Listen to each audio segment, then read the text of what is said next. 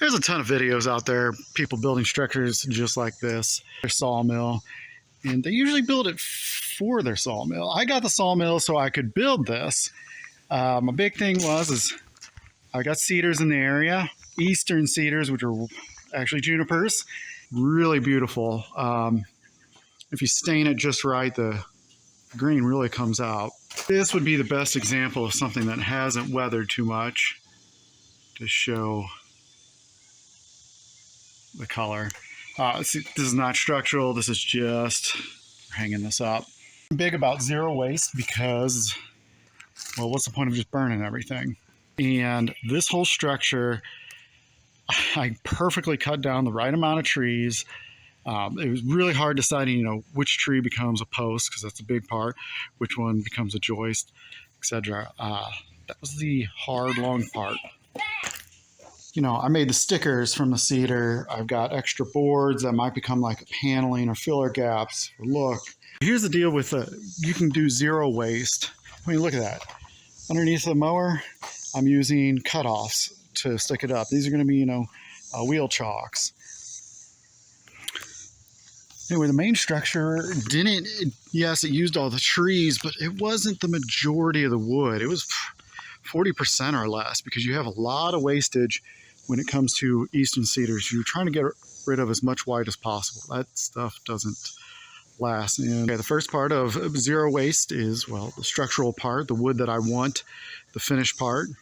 By the way, that's 24 by 14. Yeah, there's the old machine sitting.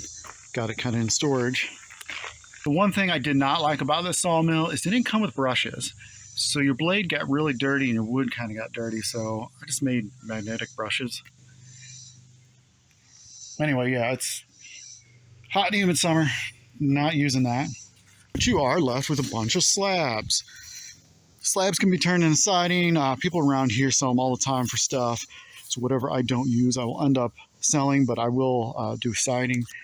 I mean, I got thin pieces that are awkward sizes. Those can be filler pieces. They will be used. But let's say the slabs that you kind of get started off at first that are really big and have, not straight edges. Well, I put them back on the mill and cut them into, under 3-inch pieces.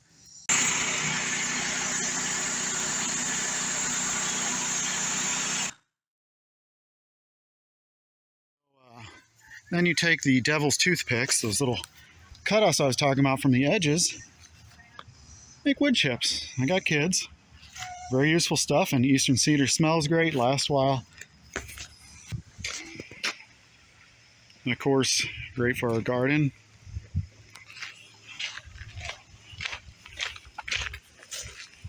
See, this is how much cedar we have around here. I almost forgot, not last but not least, those bags are full of sawdust. And this stuff is nice and fine. It does need to be dried out though. What I did is I would take these and I got all these old feed troughs, so I'd lay them out in the sun. And it doesn't even take the whole day to dry out.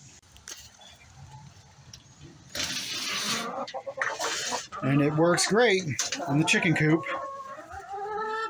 Smells good, absorbs well. I need to put some more down.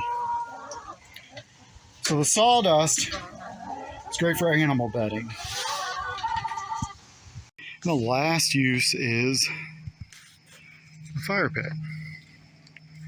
Yeah, the kids play with them because they're little building blocks. But if you've ever, eastern cedar is really nice because that center is dry. It gets so hot, I can melt. It doesn't burn long, but it gets so hot, it can melt aluminum. And I do. I get my scrap aluminum and melt it. I've made my kids a few of these aluminum tools to work with. Yeah, that's a wood chipper I use. That thing is really nice when you get that blade sharp. So yeah, pretty much zero waste. I know a lot of people say, well, I use it as firewood, it's zero waste. Pine to me isn't that great of a firewood. Cedar isn't that great of a firewood. And that's kind of a waste, but I'm trying to put it to its max potential. And so, you know, the finished product, of course, I have leftover scrap that I can use for little pieces. Kids are building with it. The stuff can be used as siding with cedar or decorative pieces. Then I mulched it up for a playground and garden. That stuff lasts, smells nice, looks nice for a while. And, you know, the firewood is the last thing that I try to use that stuff for.